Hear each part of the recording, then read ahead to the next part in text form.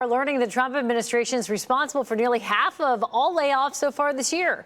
Across the nation, nearly 602,500 layoffs have been announced.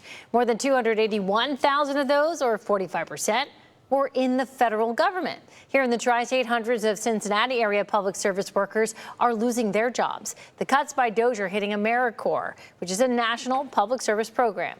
WCPO 9 News reporter Jay Shakur looks at the impact. It just seems unnecessarily cruel. For David Schmidt, his 8 years with the Mill Creek Alliance have been dedicated to restoring and maintaining a stream of water that flows through the heart of Cincinnati.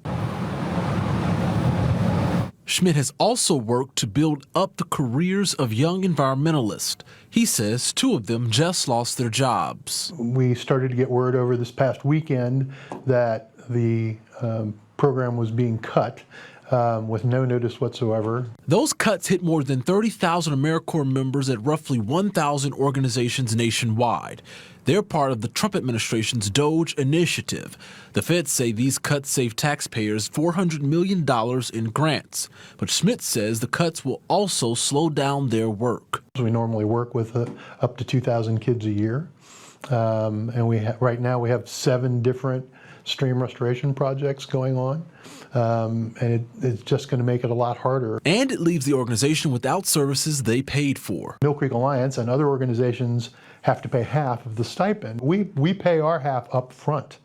The program has now been cut with less than 50% of the time of the services of these young people having been received. And, you know, now the federal government is telling us that we're not even going to get a prorated refund. WCPO also learned included in these cuts is at least 1 employee working for the city doing historic designation work, and about 11 United Way workers doing free tax prep were fired.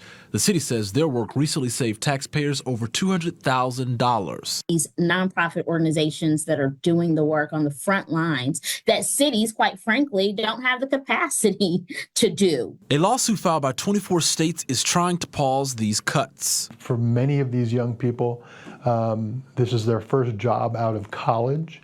It gains them experience, but they also rely on it to pay the rent and buy groceries. In Cincinnati, Jay Shakur, WCPO 9 News.